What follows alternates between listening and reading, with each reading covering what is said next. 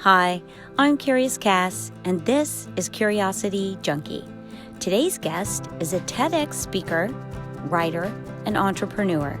Please welcome Ed Goyette. Hi, Ed. Welcome to the show. How are you?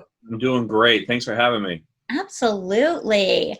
I always like to let people know how I connected with my guests, and I was watching a lot of your amazing posts in the Mel Robbins page. I meet a lot of people through Mel Robbins' page. She's a wonderful connector. I love that.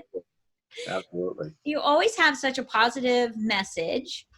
And then as we started connecting, I discovered that you have actually done a TED Talks, Yeah. which blows me away. I think that's fascinating. I love anyone who has a message to share and is brave enough, vulnerable enough to go on a TED Talk and share their story. And yours is a great story, and it's so connected to curiosity. Mm-hmm. Absolutely. All right. I was just like, okay, I've got to have you on. So thank you for coming on, and let's dive in and talk about how you got to the TED Talk. Sure. The TED Talk's a really interesting story, and what most people don't know about that is that was actually my first ever public speaking I've done in my life. So I went from, I didn't do the what do you call the Toastmasters or anything like that. And I'd done a couple of, company presentations and that type of thing. But my first real, first foray into public speaking was in front of 5,000 people at a sold out auditorium. So it's the path to that, honestly, was through the Mel course that was the Power of You. And through that, in the spring of 2018, we all did a bunch of really deep dives on ourselves and trying to figure out the roadblocks that we all face in getting to where we want to go. Right. Okay. And the topic of the TED Talk is a program called Yours for the Asking, which we'll get into in a minute, I'm sure. But it was something I did with my daughter that I feel so strongly about in putting action behind your kids' dreams. And I was on the Mel page, and there was a guy from Venezuela, and he held up an X, and he said, "I just did a TEDx." And I looked at that, and I thought, I want to do a TEDx. That'd be really cool. And I went to the TEDx page, and what a lot of people don't know is that you can apply to do TEDx talks. Oh, wow. So I did not know that. By happenstance, I saw, and it varies by region, but ours here up in Portsmouth, they accepted applications. And I happened to go on, and there was the application, and it was, 4 months from whenever we were.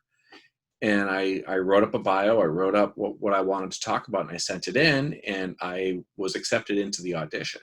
So I auditioned with, oh God, maybe 40 other people, probably more than that actually, because I picked, I think, 13 of us. Wow. And I did the audition. I went really well. I made it through to the second round. I did really well there. And next thing you know, I was accepted to do the TEDx. So it was, I'll tell you, when you're accepted into doing that, a whole host of things happen, because now you have a coach, and you have to write it, and it has to be within an 18-minute window. And it was much different than I ever thought it would be, to tell you the truth. Right. So you could ask my wife; she was a little bit tired of the TED Talk by the time it actually rolled around. She's like, "Honey, I must have said that thing. If I said it once, I said it 100 times. The 12-minute talk. It was super smooth. Like, it was fantastic. You did amazing. I was like, wow. Anybody out there who's watching this, if you have it in your mind, and I've said this to so many people who have gone through the process of doing the audition, and some of them have made it and some of them haven't. Yeah. But even the ones who haven't, it's such a great process to go through. And even if you never audition, okay, I ask people, what's your TED Talk? And that reframes your mind a little bit to say, like, what in my past would I stand on stage in front of 5,000 people and try to share? Wow. And that is a really great, I find it to be a really great question to ask people, like, what's your TED Talk? Mm-hmm. And it's really interesting to see the responses, because people actually stop and go, hold on, what is my TED Talk? And a lot of passion is, and a lot of purpose is uncovered in that question. Yeah, that's a great one.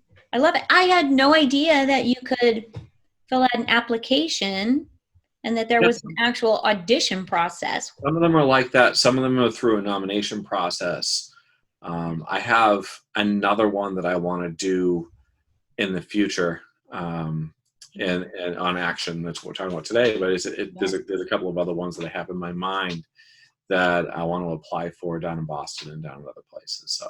Right. Now, I think it's fantastic. So let's talk a little bit about the talk. Sure. I love what you did for your daughter. And actually, it stems from a lesson your father taught you. Right.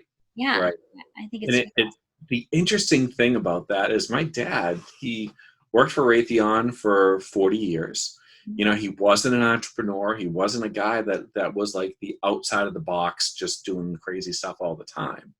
And this is one of the things that I really try to hammer home to people is, when it comes to your kids, even that one moment can change their lives. So in that one moment, you know, my dad was the coach of my little league team, and we had changed uniforms, and we didn't have to the replica major league uniforms. The league didn't have the money to buy the matching hats. So he wrote a letter to Joe Torre, the manager of the New York Mets at the time. And next thing you know, 30 hats show up from the spring training camp. How fantastic is that? Like, and you know, we went on to win. We went undefeated that year. We went on to win the championship. It's a movie. It's crazy. It's a movie. Right. It is kind of. It's the movie. It's the movie you wouldn't believe. You're like, oh, come on, seriously, they went undefeated because of the house. But the thing that, when it's interesting how lessons come along, how they come around in their time. And that lesson, I thought it was very cool, and I hadn't thought about that in years. And the funny thing is I really only started connecting the dots when the TED Talk came out. So as I was writing the talk, I was like, oh my God, my dad wrote a letter to the New York Mets back in 1979, and there's the impact. Right. I just got goosebumps. Like, yeah, it's really such a cool thing that now, you know, you see generation things that get passed from generation to generation, some of them positive, some of them negative. And this one gave me that modeled that action, that when you come up against something that's important, that when you can affect your child in a deep way, okay, then drop your comfort level. Your comfort level doesn't matter in this equation. It really doesn't, because they're in that age where they're like, life is limitless, right? Like for a 7 or 8 year old, what are they worried about? Yeah. They'll ask anybody for anything at any time. Absolutely. Mimic that behavior and put your adult power behind that. That's where the magic is. Right. That's where the magic is. So when I had that opportunity, my daughter was 7. She was supposed to be asleep hours before, and she came running downstairs and said she wanted to be a cartoonist. And I was just like, and like I say in the talk, in that moment, I could have just said, that's great, go back to bed. And that's what normally we would do. Yes, right? Because we are in ourselves going, oh my God, my kid just came downstairs again, and I just want 10 minutes for myself. Yes. But if you appreciate the passion in a moment like that, now a lot of times it's like, can I have another snack? Can I have another water? And you're like, oh, please, like, we need to stop this now. Yeah. Right. But when a kid comes down with, hey, this is what I want to do with my life. Yeah. Those are the moments that you pay attention to. And honestly, you said like the thing that I did for my daughter, and that's completely the opposite. It's the thing she did for me. Right. There's the message. It really is, because in looking back, she has turned that moment turned my life into something completely different. It sent me on adventures to New York and Florida and Pennsylvania and all over the country. It put me into contact with people who I had looked at from afar going, how do you do what you do? Right. And then I get to see my 7 and 8-year-old daughter ask them, how do you do that? That's Just because I paid attention for a second and just because she got excited one night. right. You know, so that's kind of the underlying thing of that is, you know, she wanted to be the cartoonist, and in that moment I thought, we need to find a cartoonist for you to talk to. And the next morning I had found one. I shared that with her. She wrote this woman a letter, this woman, Hillary Price, just an amazing cartoonist and an amazing person. She wrote her a letter, and next thing you know, we're in Hillary Price's studio getting a lesson in cartooning. Right. And wonderful. Yeah, to see that unfold, and I'm very thankful that I had the wide angle lens on that day to say we should do more of this. Yes. And that turned into an actual career path for her, not in cartooning, but in fashion design, which she's pursuing now. Is she pursuing that? I wondered if she is. She got accepted to an art college, Mass Art, and she's taking a gap year, given everything what we're going through right now. Right. But she's taking a gap year. But she is writing a business plan to launch her own sustainable fashion brand. I love that. I loved the pictures you shared of her in your TED Talk, and how, you know, your curtains, everything in your house suddenly. Oh, yeah. Some sort of clothing piece. Yes. I love all that for a very long time. And she's a very unique girl that she's always had the talent for art and drawing and perspective. And she really pounds on her craft. I mean, that she is very, very dedicated to being the best artist that she can be. And she translates that in so many different ways. And when she gets on the fashion bench, she's coming up with very really interesting designs that are a combination of like 1940s class with modern day kind of aesthetic to it. So I'm really excited to see where she goes with it. Right. Yes. Well, let's talk a little bit about what you're working on now and how people can connect with you. So let's take just a second and talk about different ways people can connect with you, and then we'll kind of branch into what you're working on. So I started a new company called The Thought Center, thethoughtcenter.com. And The Thought Center is a values-based production company in which we're taking kind of a life path of action-based, the action mindset. Okay, so we're taking the action mindset and we're kind of translating it into action-based families. So how do you manage a family that is always taking action and putting action behind their dreams and their goals? Yes. Right. And we have a website they're going to be launching called educationthroughaction.com. Yeah. And it's all about that. Like, it's experiential learning, and it's reaching out to people who can give you the advice that you need that's going to propel you beyond what you normally would if you just opened a book. Absolutely. I love that word, experiential and learning. Yeah. I'm a total hands-on learner. I can pick up a book and read it all day long, and it doesn't absorb the way experiencing something and actually doing it will help you really understand a process or the way something works. So I love that you're doing work with that. Thank you. Yes. Yeah, that's the Thought Center. So we're doing several products within that. So online courses, books, and just different programs to bring people beyond their fears, beyond their comfort levels, into a life that, and we don't want to say like the life of your dreams. Like, I think that's kind of overused. Right? Because we don't really know what our dreams are when we get there. You know, it's kind of like they change all the time.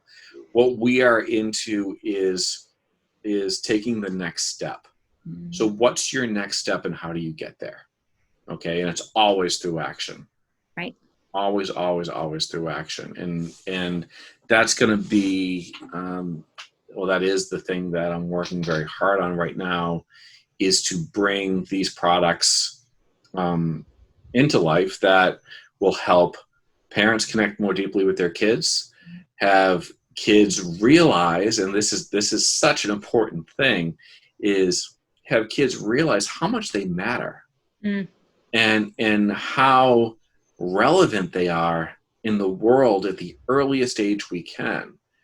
And the one thing that my partner and I were talking about is remember when you were a little kid, and I don't know if this is the same for you, but it was totally the thing for me, is that when you used to get like a thing, like a toy that, you know, maybe it was a construction set, and the things were already screwed in like halfway, and you could just pretend to bang on them.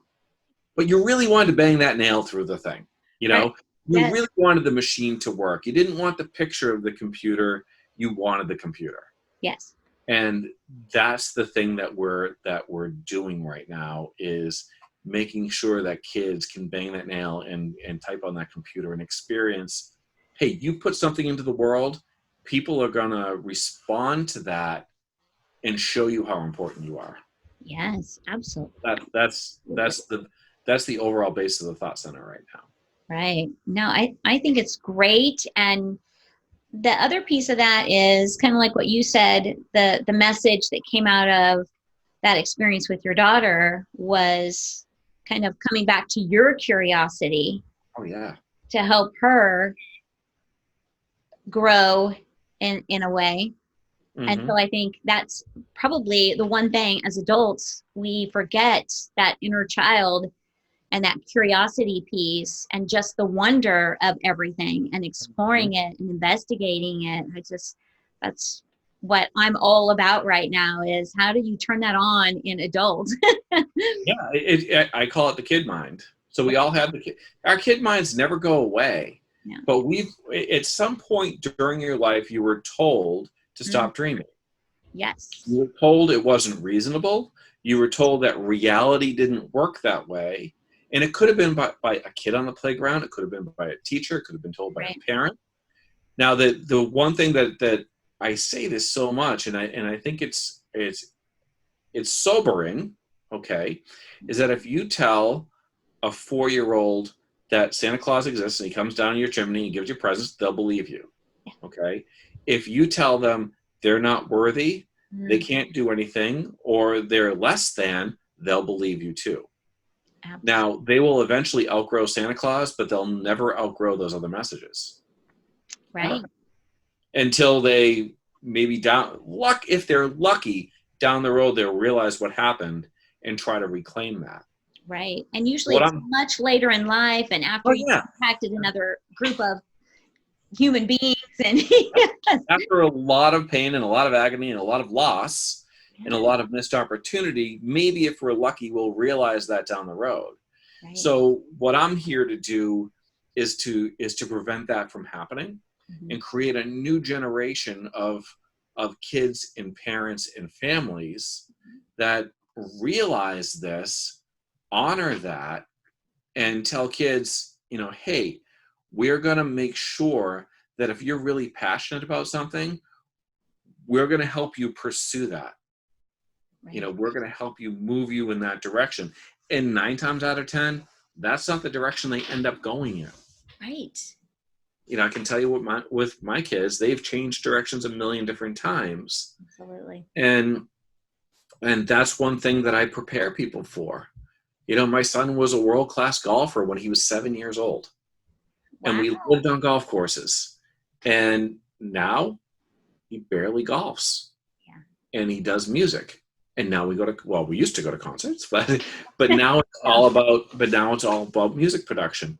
Mm-hmm. But the lessons that we learned on the golf course are irreplaceable and invaluable, because we can't, that was a whole thing that all feeds into one thing after another. Absolutely. It's just that continued encouragement for creativity and learning Mm-hmm. that I think is the key for children, and the hands-on. That's why Montessori's do so well and are so impactful, because it's that experiential learning. They get to do it and touch it. And yes. So what about a message for dads? Because a lot of moms are a big part of, we tend to be the nurturers in the family. We tend to be the ones that bring the kids up through. And traditionally the dad is the support unit, but not the one that is encouraging the nurturing and the creativity and the educational experience. What's a great message for dads? That's actually an opportunity that a lot of dads don't realize, because in a lot of relationships, the woman will take over, like you said, the mom will take over all of that stuff, and it kind of leaves the dad in that, in the worst case, the authoritarian, don't let your dad hear this. Wait till your dad gets home. That's how it was. That's how I grew up. It's like, that's just, oh no, Yeah.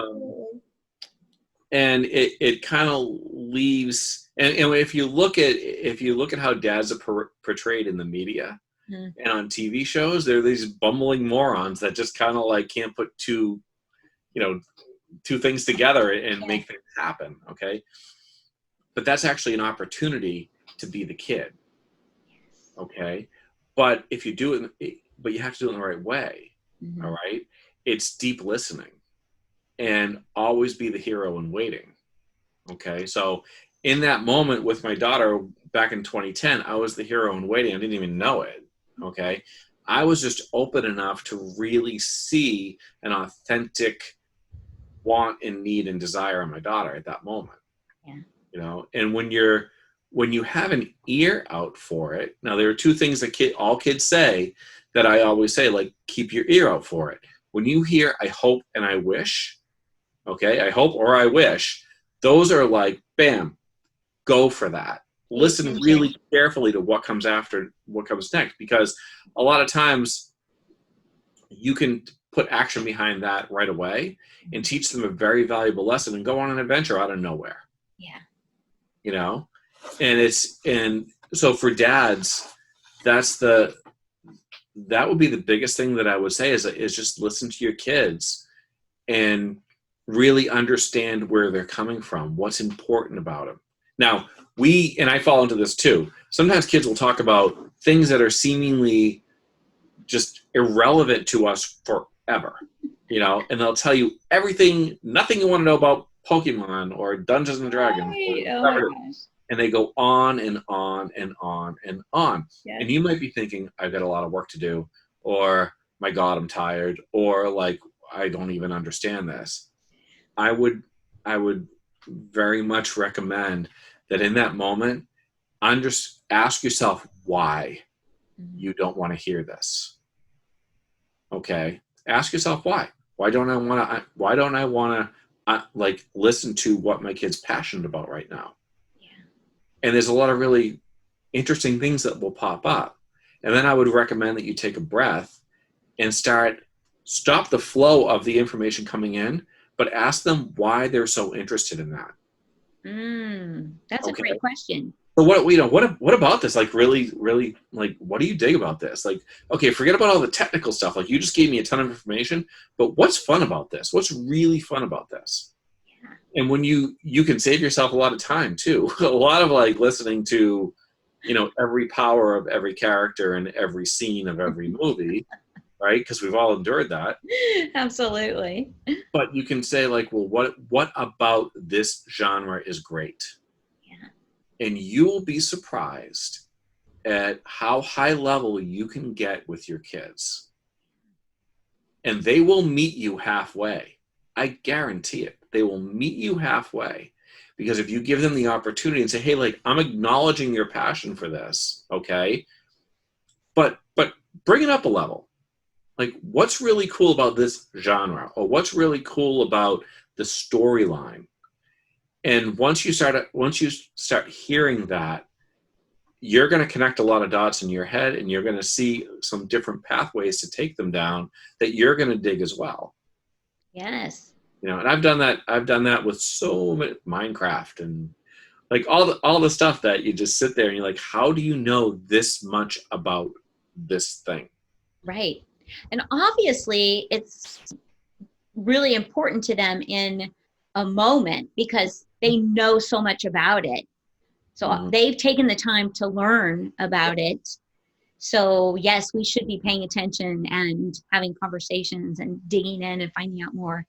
Yeah. Because they're super passionate about that. Yes. Absolutely. Yeah, I love it. What else are you working on these days? Anything? I know you're on Facebook. You have a Facebook group. Yep. Yeah. I do a lot of writing. Mm-hmm. So I have a page called Thoughtuary. And again, that was when I went down the path of being an author. So I have a book that I'm writing called The Lightning Years, basically the parenting through ages 7 to 12, maybe 7 to 10. We're not sure, but it's going to highlight the opportunity that exists in that small time period when you're still the hero in the world, but there's at the same time opening up and realize that people actually do things for money and a career, and there you can take advantage of that very small window where you're not changing diapers, you're not chasing them around, you're not as concerned for their safety, but you're still the center of the universe. Right. So the Lightning Years is going to detail that and give a lot of insight into that world. When I started going down that path, I realized, and this is just kind of an exercise in vulnerability that turned into something different, is I realized that I was very nervous to put my writing out there. Very, very nervous to put my writing out there.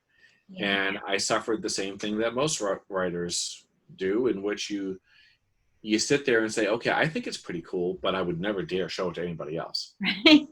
Right. And one day it was have you ever heard of Inktober? Inktober, no. Inktober's so cool. So Inktober is a challenge every year in October that artists will do, and you post an original work every day for 30 days. Oh my gosh. And it could be flowers, or it could be, and they do a theme. So if you this coming October, look up Inktober, you'll see the most amazing art. So I knew a friend who was doing Inktober, and I thought, okay, well, maybe this is an opportunity that I can turn it into my own thing. So I called it Thoughttober.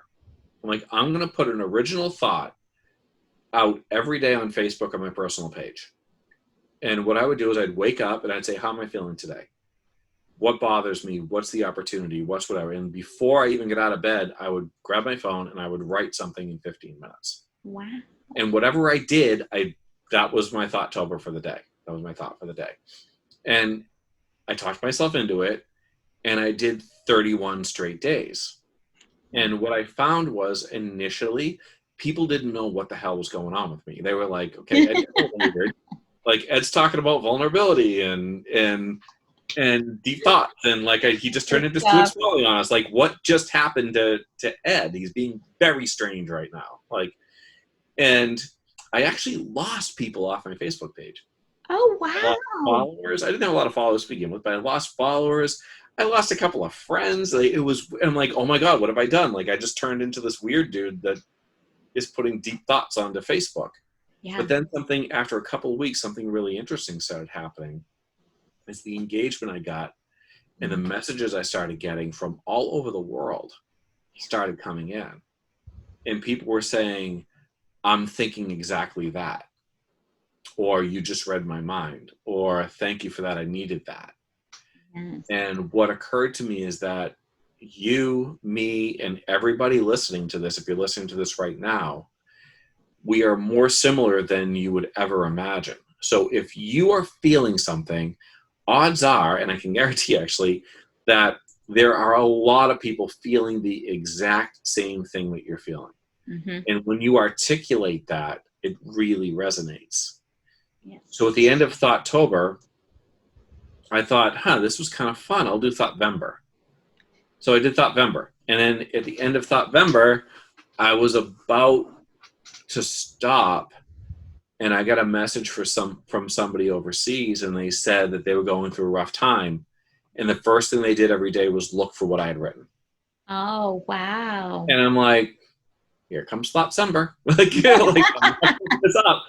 So I brought it all the way through the end of February or mid-February, and so I'm coming up with a book called Thoughtuary. Yes. And Thoughtuary is going to be a 300. I did 180 days in a row, original writing. And now the stuff that connected us, stuff that you see on Facebook, is I do it more sporadically, maybe 3 times a week, maybe 4 times a week, whenever kind of things come to me. Mm-hmm. I write every day, but I try to put something out, at least 3 times a week. And when I get up to 365 ones that I like, I'm going to combine it with a bunch of sunrise pictures that I take when I kayak. We have a lake here. I love that view, by the way, the kayak. It's the same spot every day. It's 5 minutes from my house. Oh my gosh, amazing. So it's getting up at 4 a.m. though, so I work for it. Yeah. But I'm going to combine the pictures and the words and come out with something that you can flip through and go to on a specific day and see what that message is. And hopefully it resonates. Hopefully it kind of moves people. But honestly, if I produce it and it doesn't sell anything and it just kind of sits there, it's a passion project. Absolutely. Something I just want to do. So yes, and I think that's the thing that I think is so important for people to hear, is that it's okay if you put something out there and it doesn't get picked up and there's no major interest in it. If you were passionate about it, you needed to share that message. Oh yeah. Who knows what will happen down the road? Even if one person picks it up and it does something for them, it's impacted one person. That's why I go, don't let fear keep you from taking action. Just do that thing you want to do, because you don't know where it's going to lead you. You have no idea. Like, go for it. I did just because I wanted to. I started coaching people one day. Yeah. And I woke up on a Tuesday and I said, you know what? I have some stuff to share. I think I could impact some people in a positive way. I don't really care what I charge because I just want to see if I can do it.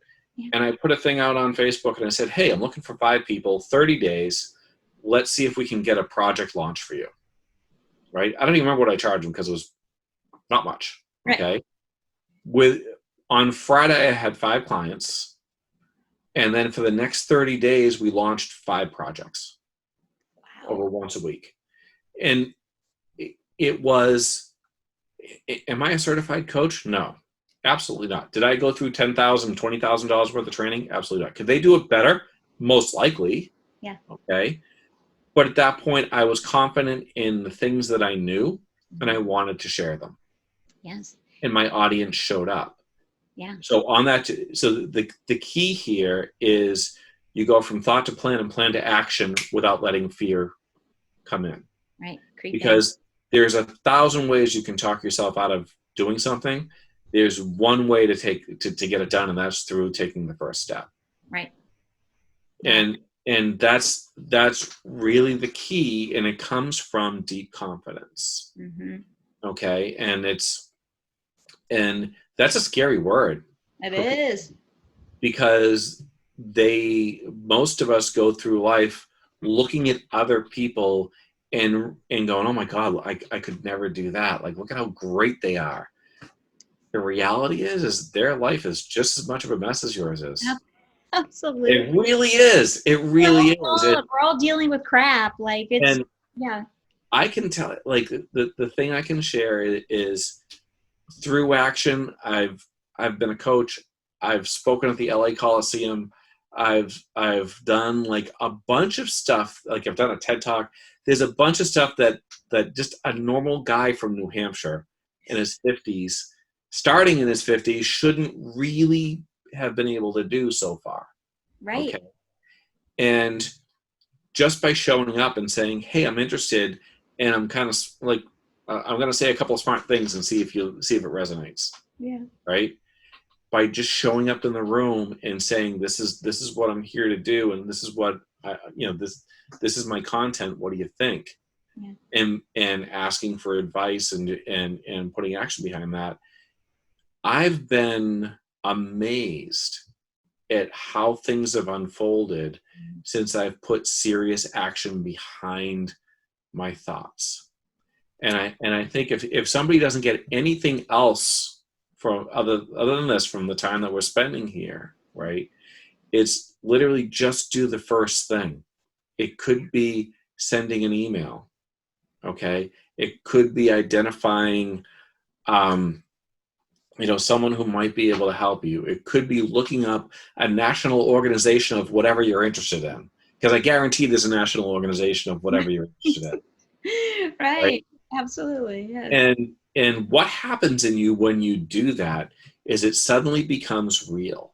Mm-hmm. It suddenly doesn't become a dream. You suddenly see other people who have actually done something in that, and you look for the different levels. You'll see all the different levels that people have achieved.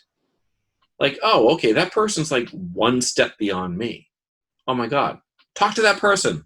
Yes. They'll be psyched that you reached out. Yeah, don't see it as competition. Oh. See it as an opportunity to learn how they took the steps or what steps they took. And like you said earlier when we were talking, people are more than willing to share how they got to where they got, or the processes or the things that you may not know, willing to share that. Like if somebody talked to me about starting a podcast, I'd be like, oh, let me tell you what you need to know. Well, I'll expand on that. I'm so glad that you said that. I'll expand on that. Okay. And this is the thing that I've experienced dozens of times. Okay. So this isn't just like a one-off that I'm like, okay, whatever. All right. It all comes down to this. I want you wherever you are. Okay. I want you to think about what you do or what you know about. Okay. And then I want you to imagine that one day out of nowhere, you get an email or you get a letter in the mail and it says, hello, I came across you on whatever platform and I am so impressed with what you've accomplished. And you've really inspired me to follow my dream of doing whatever that is. And I'm wondering if you'd be kind enough to get on the phone or exchange an email to answer a couple of questions I have about how you got to where you are. And I want you to vision that, like put that in your head and tell me how you feel. It's great. You feel really great, don't you? Yeah. Okay. Now, and especially if it's an 8-year-old. Okay, that's an 8-year-old. That's like, oh my God. That's like, now what kind of person would say like, oh, geez, this is stupid. Yeah. This person wants to follow my same career path. Like, okay, we don't want to talk to them anyway. Right. If somebody rejects it, find a different one. Yeah. But I can tell you that people at the very highest level, the peak of their career, okay, like Michelle Smith in New York, fashion designer in New York, Keith Lockhart, the conductor of the Boston Symphony, Bobby McFerrin, 10-time Grammy Award winner. All of these people saw value in that and not only reached back, but invited us into their world to meet them and share what they knew. Right. And did it at a level that just blew me away every time. Right. And it simply just came down to no matter who you are and how much you've achieved, we all seek validation. Oh, absolutely. Okay. A lot of us get tone deaf and uncomfortable with accolades and compliments because most of them are empty and there's an ulterior motive underneath a lot of them. Right. Okay. But validation is one of the most powerful things you can give to somebody of all time. Right. Right. So when you're validating somebody in the right way, authentically, and saying, wow, what's your process? Please tell me about your process because I am blown away. You have inspired me. And that is such a powerful word. You inspired me to take action. Oh my God. Right? Like if somebody said to me, like, Ed, you inspired me to take action, my day, like I'll go to bed, day made, I'm done. Like there it is. Absolutely. Right? Yes. And how can I help you? Like, yeah, please, let's talk. because that's going to be the most fun conversation I'll have that day. Right. Yeah. No, that's fantastic. Awesome. So that's what I've been living since 2010, and it's worked both for me as an adult. It's changed my life in so many different ways, and so many positive ways, and has brought me all over the country. And I was actually supposed to be speaking in Brazil in October. That's not going to happen. That got changed. But right. I was supposed to be one of the keynote speakers for the Parenting 2.0 talks down in Sao Paulo. But again, it was just action, reaching out to the right people, telling them you're passionate about the same thing that they are, and connecting around those thoughts and ideas that move you. Right. And, yeah. Well, Ed Goyette, you are an inspiration for all those who are considering taking action. Just do it. Take action. Take that first step. Just Mike, you got it right. make it happen, right? Yes. That's the thing. It's like, just do something. Yes. Don't sit today and let another day go by. Right. Take one little step, and that's all it takes. Yeah. I found too that when I spoke it out loud, it kind of became like it was going to hold me more accountable, because I just said it out loud. Even if I just said it out loud to myself in the beginning that I was going to do this, it was spoken, which made me go, okay, so today I have to take some action because I'm doing this. Yeah. And to expand on that, okay, if another day goes by, and I see a lot of people falling into this trap, okay, if another day goes by and you don't take action because of something, don't you dare beat yourself up. Right. Okay, because now you're going back 3 steps when you went 1 forward. Yes. 2 different things. There's a growth mindset where it says not yet, I'm getting there, which is super powerful. Okay. Action mindset is exponentially more powerful than that. Yes. Because you've actually taken that first step. Okay. So try to take that first step, say you're going to do it. If something gets in your way, you're going to do it tomorrow. And if that's it, take it tomorrow. But never fall into that trap where you're going, oh, look at me, I'm such a loser because I didn't even do the thing I said I was going to do today. Right. I give up. Don't. Right. So if I can help anybody, please reach out to me on Facebook. There's, that's the easiest way to connect with me. The thoughtcenter.com, the contact page, send me an email through there. Check out Thoughtuary, and I am literally here to help people. So if anybody needs anything or feels like I could help them in any way, please reach out. I'd love to. Okay, awesome. I love that. And just for all of you out there, I will put links to all of those connections for Ed in the description of the podcast, and also in the description of the YouTube video. So they will be there. They will also go on the website, curiosityjunkie.com. Okay, well, Ed Goyette, thank you so much for coming on and sharing your wisdom on taking action and experiential learning. That's hard to say. It is hard to say, isn't it? I love it. Great. I've had a great time. You're doing such a great job with this podcast.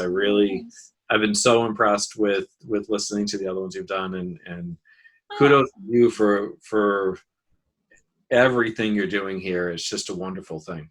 Thank you. I'm having a ton of fun with it. I'm really just enjoying learning from so many people, and that's been the best piece of it for me. Just it's fun meeting awesome people. So thank you. And to all of you, thank you for tuning in and listening and watching, and stay safe and stay curious. Have a great day.